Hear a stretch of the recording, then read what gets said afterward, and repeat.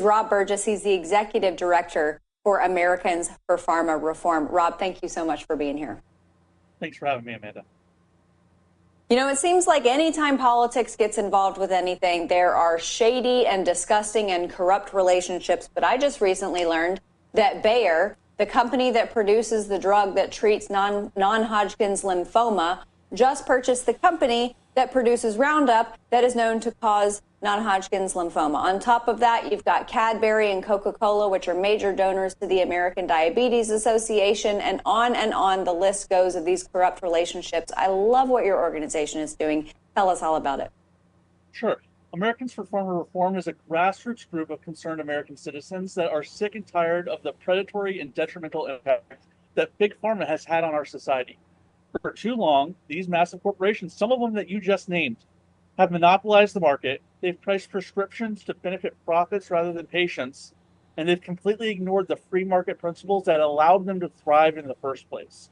Our goal is to drive awareness that these pharmaceutical companies need to be reformed. We need to throw some guardrails up so that they do not prioritize wealth over health. Great.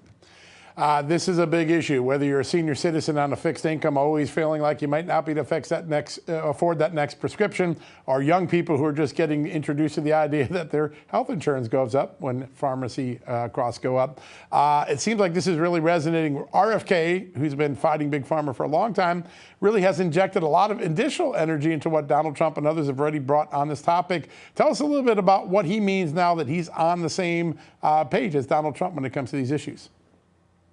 Absolutely. Well, we are in the midst of a 6-state national bus tour that we launched about 12 days ago, starting there in Arizona, where President Trump was just a few moments ago. We're currently sitting in Madison, Wisconsin, and we're excited that RFK is also carrying this message, because our last stop in Wisconsin on Monday night is going to be in Milwaukee when RFK is talking about this very issue with Tucker Carlson at the Pfizer Forum, where President Donald Trump accepted the nomination for the Republican Party just a few weeks ago. RFK is highlighting a lot of the concerns that you just mentioned and that a lot of Americans are struggling with. 30% of Americans have told us that they are not going and getting the prescription drugs that they're prescribed because of costs. 21% of those people are also saying that they've opted for over-the-counter medication because of costs. And 12% of those Americans are saying they are cutting their pills in half to try to make their medication stretch longer. There's an issue here.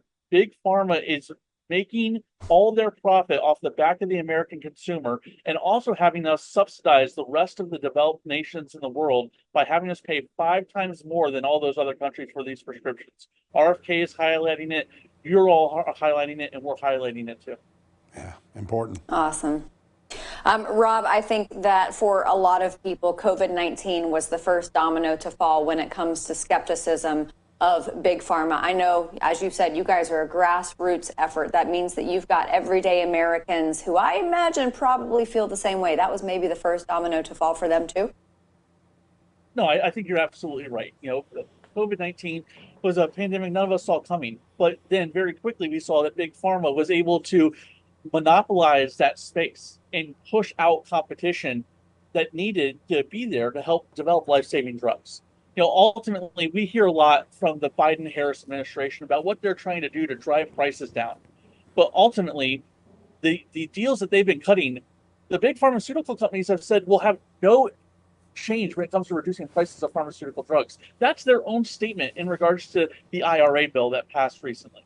And so when you look at COVID-19 relief, when you look at everything that happened because of the COVID-19 pandemic, ultimately what we need to realize is Big Pharma has not been looking at patients or consumers as their customer. They've been looking at the C-suite, they've been looking at the stockholders as their customer, and ultimately they're starting to see it in the back end too. Last year, there was a big pharmaceutical company that received a tax refund greater than the amount of taxes that they paid. That should not be happening. Yeah, that's a great point. There's another element here, and I know some members of Congress like Chuck Grassley have been trying to get to the middle of this. These pension benefit managers, the people in the middle of this transaction, new middlemen that add costs and markup and confusion. Do you see any hopeful signs that there are some policy solutions on the horizon? Well, ultimately, there very well could be, but we believe that we need to start at the top, right? Let's start by putting guardrails up around the big pharma corporations that no longer want to compete in the free market space. Let's focus there. Once we have those guardrails up, let's see how that process works at driving down costs. Let's limit the value of the bonuses and compensation that the CEOs of these companies are getting and drive it down from 7 and 8 figure, maybe down to 6-figure bonuses. Again, let's make sure that the American consumer is not funding the lifestyle of hefty corporate paychecks. Once we do that, and we can evaluate where to go next. But I think it's too soon for us to go ahead and start chopping every tree down in the forest. What we need to do is let's clear the way of where we know the issue is. And that very well might be a wide enough and deep enough path for us to make real substantive change. A lot of Americans rooting for that. I love it. Yeah, and I agree. It has to be methodical. But boy, if we can pick apart this disgusting puzzle, this web that we have woven with Big Pharma, I think that it will do the American people a great amount of good. And your organization is doing the American people a great amount of good. Rob Burgess, thank you so much for being here. Thanks, Amanda. Thanks, Sean.